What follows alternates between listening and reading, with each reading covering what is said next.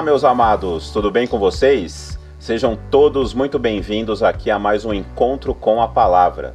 Nós estamos aqui estudando a lição sobre Efésios, né? Hoje nós vamos ver aqui com esses meus queridos, a gente vai ver hoje a lição número 9, que tem por título, preciso do meu tiozinho aqui, Vivendo com Sabedoria, né? Diz Charles Spurgeon que um dia nós teríamos que explicar que a grama é verde, né? E eu acho que esse tempo chegou. Hoje em dia nós precisamos da palavra de Deus para entender como viver com sabedoria, e é sobre isso que nós vamos falar aqui hoje, né? Mas a gente nunca abre a palavra de Deus sem antes uma oração. Vou pedir para o meu querido Mozart para nos colocar na presença do nosso Senhor. Bondoso Deus, pedimos a Tua presença aqui nessa proclamação. Ensina-nos realmente a viver com sabedoria. Amém. Que possamos realmente buscar a Ti e entender que Tu nos conheces melhor que a nós mesmos. Amém. O caminho da felicidade realmente é seguir as Tuas palavras, seguir os Teus caminhos. Amém. Amém, Pai. Que nós possamos a cada dia não somente deixar que essa sabedoria nos inunde, mas que possamos compartilhar com outras pessoas através da Tua palavra. Amém. Amém. Amém. Amém. É isso aí, meus queridos. Nós hoje aqui estamos para estudar a lição número 9, Vivendo com Sabedoria.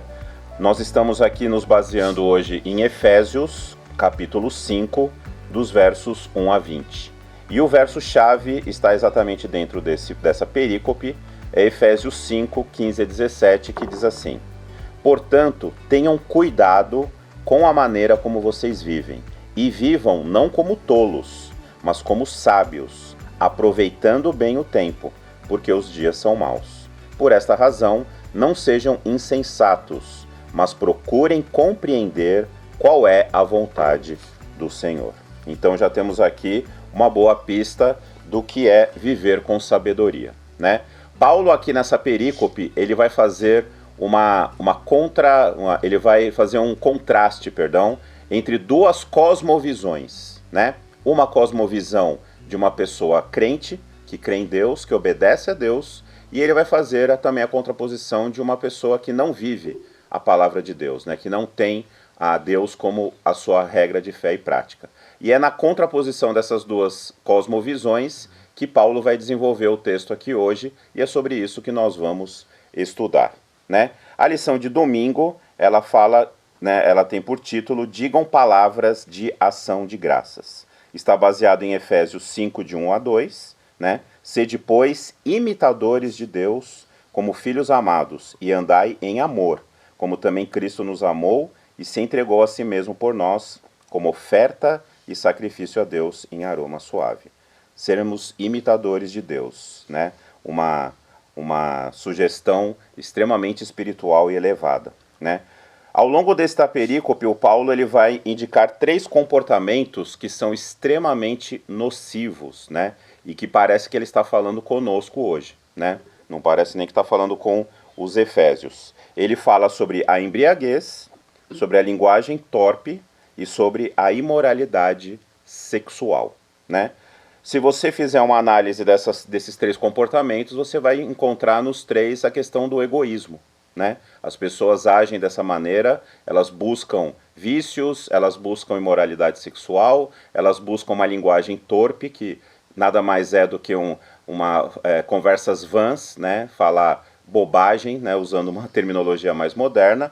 E a gente vai perceber então que Deus ele está sempre buscando que a gente vença o egoísmo. E é sobre isso que eu gostaria de falar com a minha querida Rosângela, fazer a primeira pergunta para ela. Por que Deus deseja tanto que nós vençamos o egoísmo? O egoísmo é a base de todo o problema, de todo o pecado, né? Quando nós olhamos para nós mesmos, quando nós não olhamos para o outro, quando a gente não se preocupa com a influência que a gente tem sobre as pessoas, né? Isso acaba trazendo tanta dificuldade, tanto problema, não é? Eu estava pensando, quando a gente, vendo aqui o título da lição, me lembrei daquele verso de Tiago, 17, do capítulo 3, em que ele diz que a sabedoria do alto é pura, né? Eu até anotei aqui, é pura, pacífica, moderada, tratável, cheia de misericórdia, bons frutos, sem parcialidade, sem hipocrisia. A gente precisa realmente matar o eu, para que essa sabedoria possa fazer morada na nossa vida, no nosso coração. Não existe outra possibilidade. Como é que o ser humano consegue realmente ser grato a Deus, né? É o tema até aqui da nossa lição de domingo. Dizer palavras de ação de graças. Como que você consegue agradecer quando você só pensa no seu bem-estar, quando você só pensa em você? A você gratidão, não enxerga, né, a bondade. Não, você não consegue enxergar a bondade, você não consegue enxergar o bem, né, nas coisas, no outro, né? Porque sempre nós temos que nos lembrar, a palavra de Deus, ela tem como objetivo nos fazer pessoas que têm o mesmo espírito de Jesus, como diz lá em Filipenses, né? Que vocês tenham o mesmo sentimento que houve também em Jesus. Então, humildade. Para você ser humilde, para você reconhecer o seu lugar, o egoísmo tem que sair fora. Ele tem que desaparecer. Tem que desaparecer, não é? O egoísmo, ele é, como eu falei no início, ele está na base de todas as doenças espirituais. Exatamente. Todas.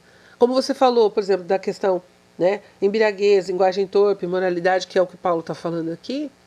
Mas assim, todo e qualquer pecado tem a sua raiz no egoísmo. Exatamente. Né? Nós estamos vendo isso no nosso mundo hoje de uma forma muito clara. As pessoas, elas buscam o seu bem-estar, elas buscam a sua realização, e o outro, né, deixam de lado por completo, né? Exato. E o que Deus falou para nós é que nós deveríamos servir uns aos outros, né? Jesus veio nos dar esse exemplo de serviço. Então, como é que você pode servir alguém sendo extremamente egoísta? Se você só olha para o seu umbigo, né? Não tem como. Não tem. Por isso que Deus pede, a gente precisa vencer o egoísmo, mas também não é possível fazer isso por nós mesmos, né? Não tem como. Porque nós nascemos egoístas, né?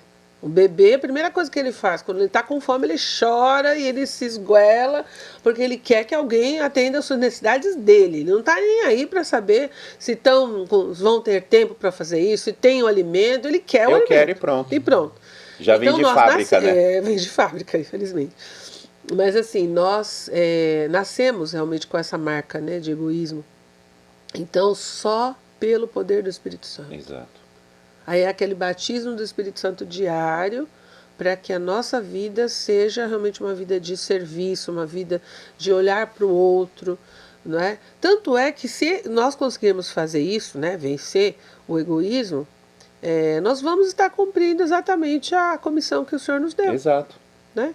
E de ensinar todas as nações, batizando-as em nome do Pai, do Filho. Como você vai fazer isso se você só está preocupado com você mesmo, né? Não vai fazer. Não vai. Tem como. Então a gente precisa realmente vencer o egoísmo mais do que nunca, né? E a nossa sociedade hoje, ela de certa forma, ela incentiva. Está alimentando, né? Incentiva o egoísmo o tempo todo, né? Você tem que pensar em você, faça o que o seu coração manda, né? Faça aquilo que você...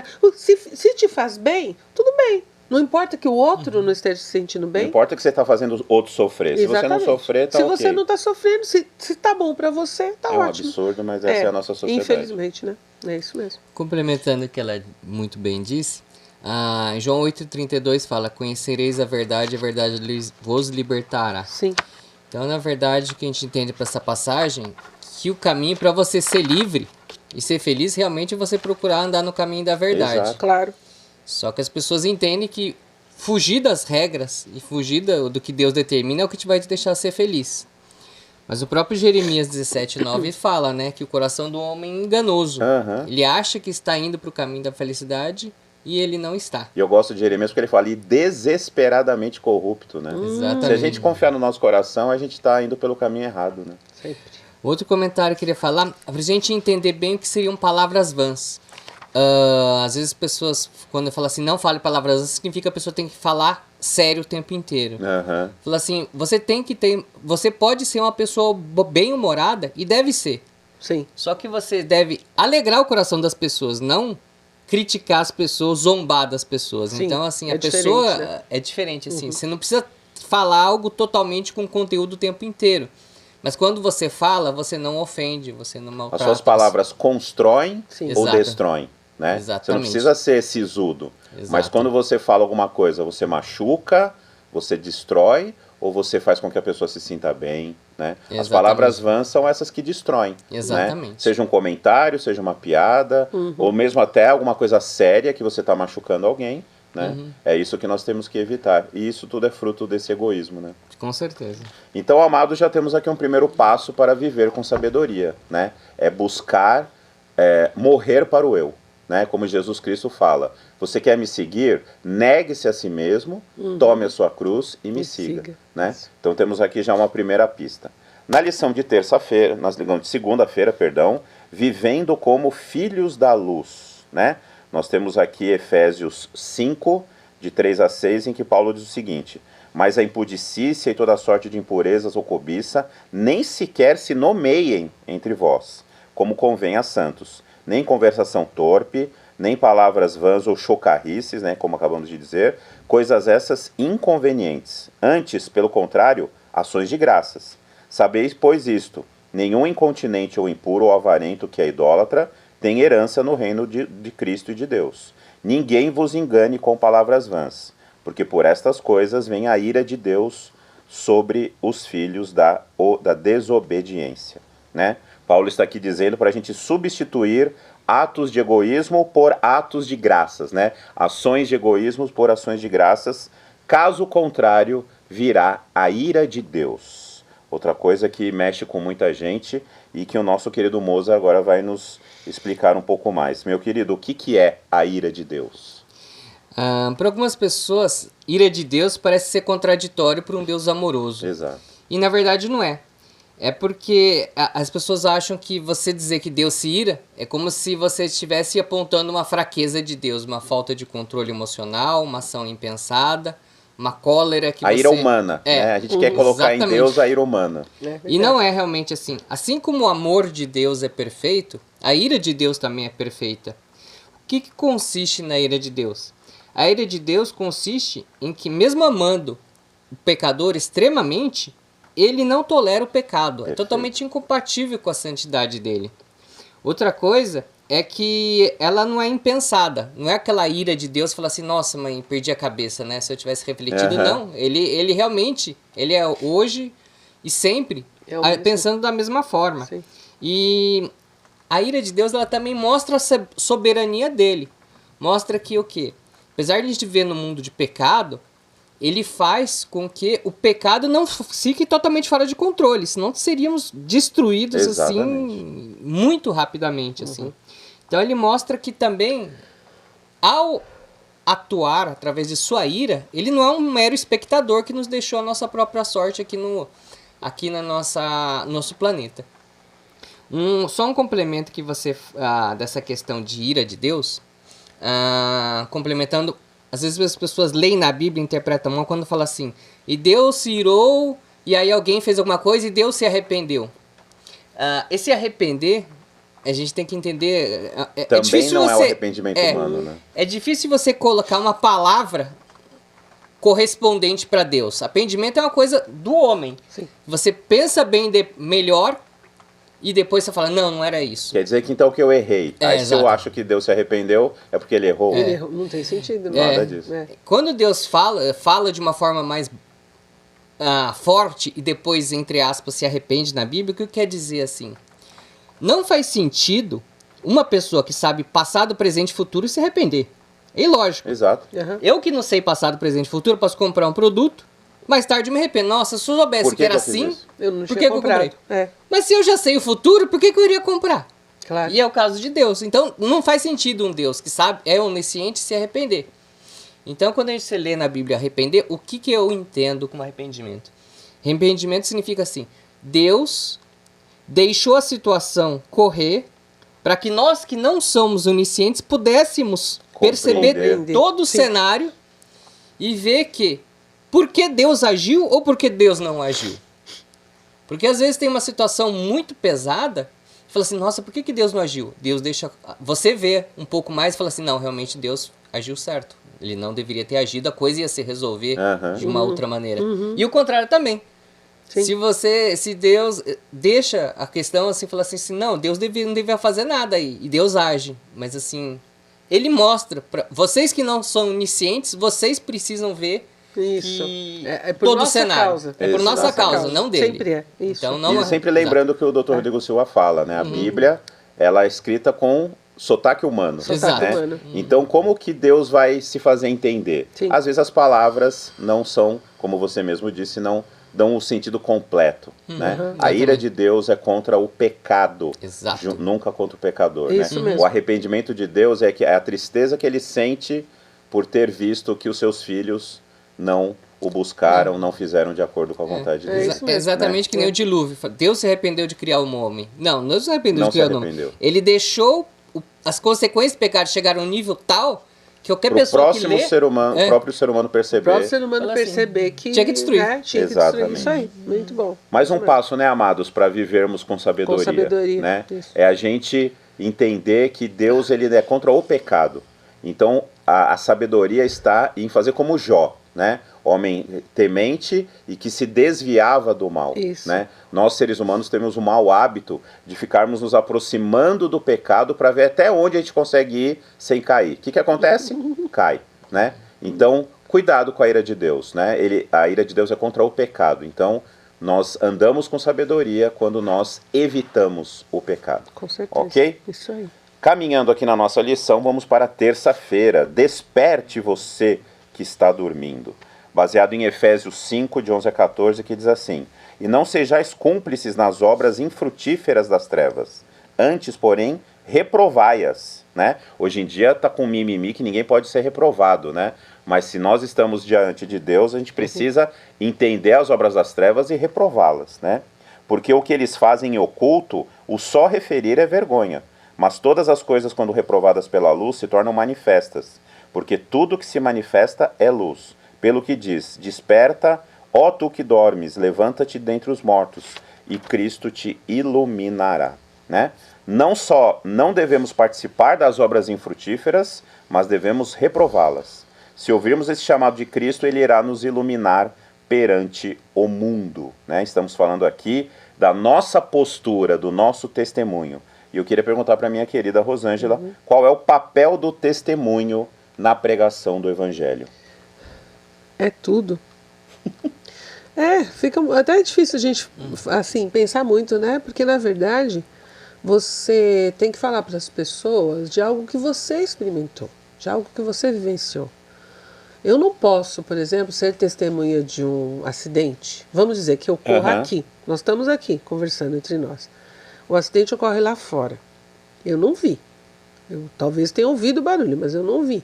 Como é que eu posso ser testemunha de uma coisa que eu não vi, que eu não presenciei? Não tem como, né? E a mesma coisa nós temos que pensar e trazer para a nossa vida espiritual. Por quê? Porque eu tenho que falar para as pessoas daquilo que Jesus fez na minha vida. Amém. Daquilo que Deus faz na minha vida continuamente. E às vezes, até hoje de manhã eu estava falando que eu tenho umas amigas que a gente ora cedinho, de todos os dias, e a gente estava comentando sobre isso.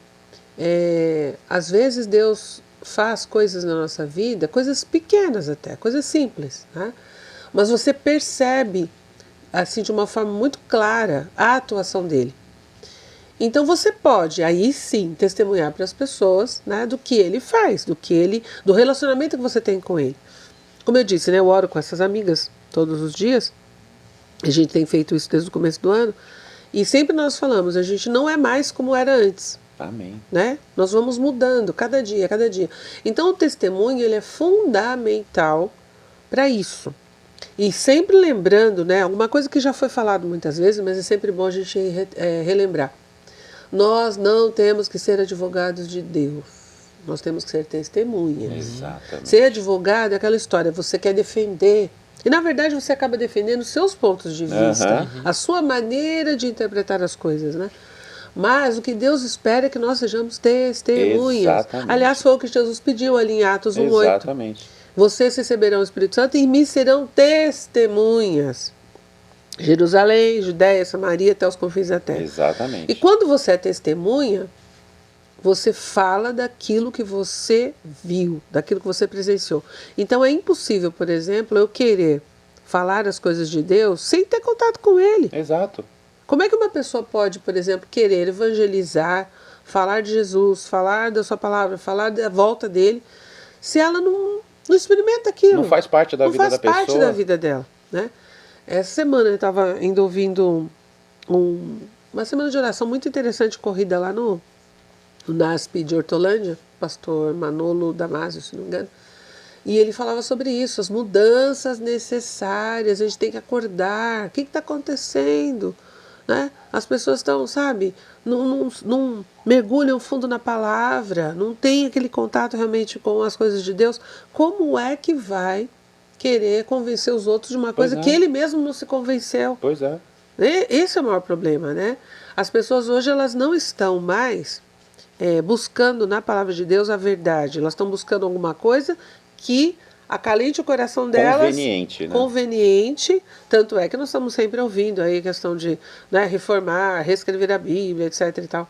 Coisas absurdas, mas enfim. Mas por quê? Porque elas querem alguma coisa que seja conveniente. Que não entre em conflito com o que elas querem, com o que elas acreditam. Exatamente.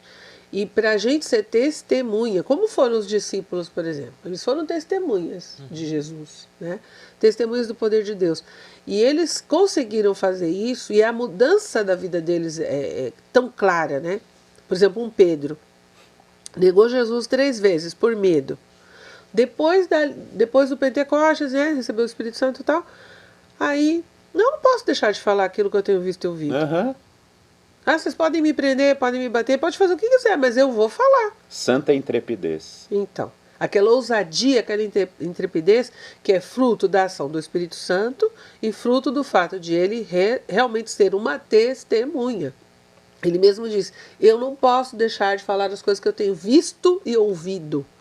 A base do testemunho. Essa é a Porque base. ele foi transformado. Claro, Né? claro. Você usou a palavra mudança, que ela é central na questão do testemunho. Sim. A gente tem que mostrar para o mundo como Deus nos transformou. Exatamente. Né? Agora, se eu acho que eu sou, a gente falando do egoísmo, se eu acho que eu sou a última bolacha do pacote, eu nunca vou deixar a transformação acontecer. É aquilo que nós já até aumentamos aqui uma vez, a questão da blasfêmia contra o Espírito Santo. Muitas pessoas têm tanta dúvida, né? E elas ficam pensando, mas será que eu já cometi o pecado imperdoável? Será que eu já blasfemei contra o Espírito Santo? Será que não tem mais jeito para mim? Mas o que é a blasfêmia contra o Espírito Santo? Jesus deixou muito claro. Quando você não reconhece quem você é, quando você não reconhece a sua fraqueza, a sua limitação, quando você não reconhece que você é um pecador, como é que você vai pedir perdão pelos pecados? Como é que você vai se arrepender? Exato. Não é? Então uma pessoa que, é aquilo que a gente sempre fala, né? Eu não mato, não roubo, não faço mal para ninguém, eu amo a humanidade e tal. Uma pessoa assim, ela vai precisar de perdão? Ela está se vendo como uma perfeita. Perfeita, né? Então ela não vai buscar. Quando, assim, o pecado que não é confessado e para o qual não se pede perdão, não é perdoado. Simples assim. Tá então isso é blasfêmia contra o Espírito Santo. Eu vou dizendo não até o momento que... Claro, até o momento que eu não ouço mais, porque na verdade o Espírito Santo continua trabalhando. Nunca para de falar. Né? A gente vê ali no caso de vários exemplos na Bíblia, né? Saul, a gente vê no caso de Judas, né? O Espírito Santo trabalhou com eles até o último instante. Mas eles foram fechando as portas. Eles foram não permitiram decidindo a transformação. Isso aí. Né? Testemunho é uma ordem divina. Sim. Ele falou para Pedro, apacenta as minhas ovelhas. Minhas ovelhas, isso. E falou para todos os discípulos, ide a todo mundo e pregar o evangelho. E isso não é só para você levar o que Deus falou para você. É você compartilhar mesmo e você ter um crescimento pessoal nesse processo. Claro, exato. Testemunho é compartilhamento, né? E ele faz com que a gente mesmo cresça. Exato. Né? Porque você cresce no companheirismo com Deus, você cresce no relacionamento com Ele, né? Exato. Então faz toda a diferença. A gente tem que testemunhar. Amém. Tem uma analogia que é o testemunho em relação com o Rio Jordão, né? Rio Jordão e Mar Morto, né? O cristão que testemunha é como o Rio Jordão. Ele doa suas águas para o Mar Morto, por isso ele é cheio de vida, cheio de plantas e de peixes, né? Já o Mar Morto, ele não doa nada, ele só represa. E para o cristão que não testemunha, é como aquele que vai se enchendo de justificação própria, né?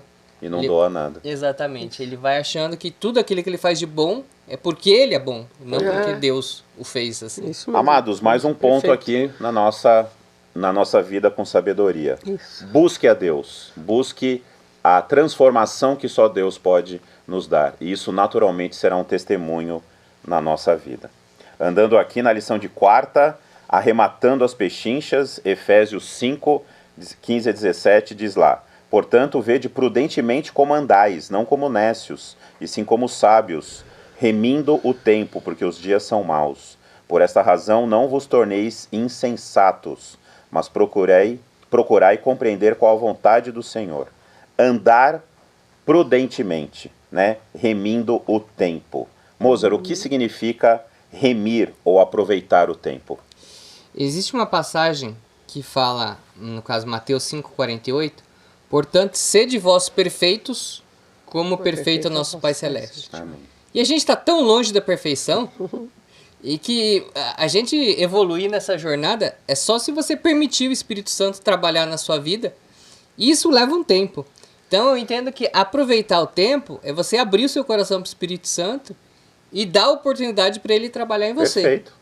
Senão, você vai tomar as decisões da sua vida com base no seu próprio julgamento. Isso aí. E como a Isso é gente- perda de tempo. Isso é perda de tempo. Então, realmente, exatamente esse é o Muito bom, ponto. Você muito bom. aproveitar a vontade, entender a vontade de Deus e seguir. Isso que você aproveitar o tempo, porque você vai ser o maior beneficiado. Como a gente mesmo falou que o coração é enganoso, você realmente vai trazer uma felicidade maior para você e para sua família, mesmo que às vezes seja um conto de regras que de início não façam tanto sentido para você. É. Mas à medida que você vai se aproximando dele, sendo um imitador de Cristo, né? Você vai conseguir entender por que aquilo foi colocado para você e por que é importante. E o seu testemunho melhora. É verdade. Eu até anotei aqui, só aproveitando também para comentar um pouquinho esse ponto, eu coloquei aqui na pergunta que nós devemos aproveitar bem o tempo de que dispomos. Nós estamos vendo, né, o tempo passar tão rápido. Pois é. Então nós não podemos hoje mais desperdiçar. Não. Eu me lembro do pastor Paulo Rabelo, que pregou para nós, né, Aham. alguns domingos atrás. Ele usou uma expressão que me chamou muito a atenção. Ele falou assim, que como missionário no Oriente Médio, ele tinha que aproveitar todas as oportunidades. Ele falou, é como você ter uma bala de prata.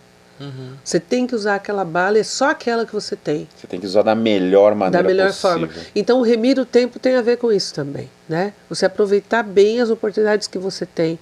Não deixar realmente que coisas atrapalhem. E hoje, o mundo que que nós tem de vivemos, coisas- muita distração. Muita distração, né? Então, nós temos que tomar muito cuidado com isso. Não perder tempo com coisas vãs, não é? Porque nós vamos ter uma eternidade para passar com Deus, né? Mas aqui o nosso tempo é limitado. Limitado. É muito limitado. Então nós temos que aprender realmente a remir o tempo, né? A cuidar bem daquilo que Deus Amém. coloca, né? Sob a nossa responsabilidade. Mais um passo, né, amados, para viver com sabedoria, é remir o tempo, Sim. né, como o Mozart disse. Entregar a sua vida a Cristo, deixar Deus cuidar da sua vida, isso vai fazer com que a gente use o tempo da melhor maneira possível, como a Rosângela nos disse. Vamos lá, lição de quinta-feira, adoração cheia do Espírito. Efésios 5, 18 a 20, fechando a perícope que estamos estudando aqui. E não vos embriagueis com vinho, no qual há dissolução, mas enchei-vos do Espírito, falando entre vós com salmos, entoando e louvando de coração ao Senhor, com hinos e cânticos espirituais, dando sempre graças por tudo a nosso Deus e Pai, em nome de nosso Senhor Jesus Cristo. Aqui Paulo faz uma comparação, né, entre o vinho e o espírito, que a gente falou no início, né, a embriaguez é um problema que muitas pessoas enfrentam e que isso tira completamente a sabedoria da vida, né, e ele está dizendo aqui para falarmos entre nós com salmos, entoando de coração ao Senhor com hinos e cânticos espirituais. Fazendo aqui uma amalgamação desses dois temas. Rô, será que existe a possibilidade de Satanás embriagar pessoas com falsos cânticos? Vamos aproveitar essa pergunta e o próprio título da parte de quinta-feira. Adoração cheia do Espírito e se existe essa possibilidade de Satanás nos embriagar. Eu afirmo para vocês uma coisa, vocês vão concordar comigo. Se a adoração ela não for cheia do Espírito de Deus, ela vai ser preenchida por outro Espírito. Com outro espírito. Certo? Perfeito. Sem dúvida. Não tem o que dizer. Então, assim, quando Deus fala ali nos seus mandamentos, não terás outros deuses diante de mim, não farás para ti imagem de escultura, né? Os dois mandamentos são muito ligados, mas o primeiro, não terás outros deuses diante de mim. Ok. Se você não adorar de acordo com a orientação do Espírito de Deus, que sempre vai te levar a adorar o Deus verdadeiro, você vai ser levado a adorar de outra forma. Então, quando você pergunta aqui, existe a possibilidade de Satanás embriagar as pessoas com falsos cânticos? Claro que existe. Por quê? Porque muitas vezes não permitem, foi como o Mozart falou agora há pouco, não permite que o Espírito Santo realmente atue conduza no processo todo, não é? E nós temos que tomar muito cuidado com isso. Eu achei interessante que no Paulo fala, né? Quando a gente é cheio do Espírito, a gente canta salmos, hinos, cânticos espirituais, damos graças por tudo, em nome a Deus, em nome de Jesus, e não somos enganados pelo inimigo. Olha que interessante. Sensacional. Não é uma sequência de coisas, né? Então, ser cheio do Espírito leva a tudo isso. E eu achei muito significativo aqui na lição, o comentarista ele fala assim, que o esboço que Paulo fez da adoração primitiva retrata os 3 membros da divindade como participantes ativos. Exato. Eu achei interessantíssimo, eu nunca tinha observado isso. Porque você vê, você adora a Deus em nome de Jesus e tudo que é feito é através do poder do Espírito. Exato.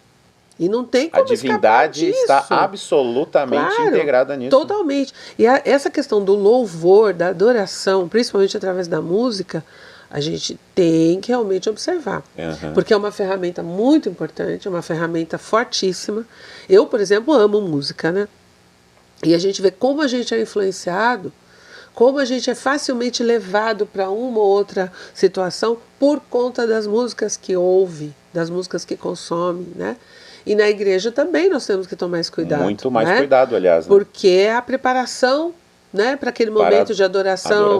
Para estudo da palavra. Então nós temos que tomar assim, muito cuidado. E permitir que seja o Espírito Santo nos enchendo, porque se não for ele, vai ser outro Espírito. Exatamente. E a gente sabe que esse outro Espírito manja muito de música também. Exatamente. Não é? Não precisa nem falar. Né? Só complementando aqui também, querido. Muito bem falado. As pessoas acham assim que louvar a Deus é aquela mesma experiência de você assistir um filme de drama, que você se emociona, chora do começo ao fim, e acabou o filme, você volta a ser exatamente o que era. Não te mudou em nada, não te deixou uma pessoa mais grata pelo que tem. Às vezes você nem lembra do filme, você só chorou ali, né? E a verdade, louvar é justamente isso, é você, através do cântico, dar graças a Deus por tudo que você tem. Sim. E por tudo que ele é. Exatamente. Então, na verdade, essa é a grande diferença, né? Senão fica algo puramente teatral. Exato. E a experiência te muda, né? Cada vez que você louva, tem que haver uma mudança na sua vida, né? Tem que mudar de foco, por exemplo, né? Você sai de você mesmo e se volta para Deus, né? Você louva a Ele. A gente vê isso lá em Isaías, né? Os anjos, santo, santo, santo, Senhor, Deus Todo-Poderoso e tal. Isaías teve aquela visão. O Apocalipse é um livro de louvor o tempo inteiro. Então, assim, o louvor a Deus, ele tem que ser realmente dirigido pelo Espírito Santo e para Deus. Não para pessoas ou situações, enfim. É isso aí, meus amados. Mais um passo para a nossa vida com sabedoria, finalizando aqui, né? Nós temos que nos entregar completamente a Deus, encher o nosso coração de gratidão e transformar isso em louvor verdadeiro para Ele, né? Para a gente finalizar, amados, nosso tempo já explodiu. Para a gente finalizar o nosso estudo aqui, né? Nos dias de hoje, há algo mais revolucionário do que obedecer à vontade de Deus? Se existe algo mais revolucionário que isso, eu não conheço. Eu também não. Porque a gente está sendo o tempo todo questionado, né, em relação a isso. Mas como assim, né? Você crê nisso? Você crê nisso? Que coisa. bobagem, né? Mas por isso que a gente precisa, como nós falamos a questão do testemunho, mostrar para as pessoas aquilo que fez diferença na minha vida. Né? É isso que tem que fazer a diferença, porque você falar de uma teoria, de alguma coisa que falaram para você, não, eu tenho que falar daquilo que eu vivo, daquilo que eu experimento a cada dia, livro, né? Em relação a esse livro. Então, é revolucionário, é extremamente revolucionário obedecer a Deus hoje em dia. Amém. Né? Mas que continue a ser assim, né? Amém. E que Ele nos dê, como você falou, uma santa intrepidez, uma ousadia, para a gente continuar firme, porque vai ficar mais difícil. Né? Cada vez mais. Cada vez mais. A gente vê pela história, a história começou com o teocentrismo, que Deus era o centro. Sim. Depois passou por o antropocentrismo, Isso, que o homem racional passou o centro, a questão da razão. Sim. E hoje a gente tá mais decaído ainda, que não é nem o homem racional mais, é o homem sentimental. Que ele é guiado por tudo que ele sente e o que ele acha que é o que sente certo. É o momento, é o momento. Verdade. A pós-verdade, né? Eu tenho a minha, você tem a sua, eu tenho a dela. E cada... A pós-verdade, né? Nada mais é do que uma completa mentira. Que termo, é verdade. Muito, muito complicado. Os dias que nós vivemos são muito difíceis. Gostei muito disso que o Moser falou. Realmente, se antes era teocentrismo, depois virou antropocentrismo, hoje já não é mais nada. A gente não sabe mais o que é. É niilismo. Ninguém sabe mais o que é. Porque não tem sentido mais as coisas que nós estamos vendo, né? Então só Deus, né? Para viver com sabedoria só pelo poder de Deus, só pelo Espírito Santo. É isso mesmo. Vamos terminar com uma passagem aqui, 1 Coríntios 1,18, fala: porque a palavra da cruz é loucura para os que perecem. Perfeito. Mas para nós que somos salvos é o poder de Deus. Amém. Amém. Amados, isso é andar com sabedoria. Andar com sabedoria, viver com sabedoria é andar com Deus. É viver com Deus, né? Permita que isso aconteça na sua vida, que isso seja uma realidade na sua vida. Ok, amados? A minha querida Rosângela vai fazer a nossa oração final e nós finalizamos aqui o nosso estudo hoje. Santo Eterno Deus, maravilhoso Pai, nós te agradecemos por esses momentos que podemos aqui pensar, refletir acerca da Tua Palavra e deste tema tão importante para os nossos dias. Dá-nos, Senhor, o Teu Espírito Santo, batiza-nos a todos nós, para que possamos realmente viver com sabedoria. Amém. Sendo pautados completamente pela Tua vontade, pela Tua verdade. Amém. Fica conosco, Pai Santo, nos dê a Tua paz. Pedimos-te agradecidos em nome de Jesus. Amém. Amém, Pai. Amém. Amados, ficamos por aqui. Ande com sabedoria, fique com Deus e até a próxima.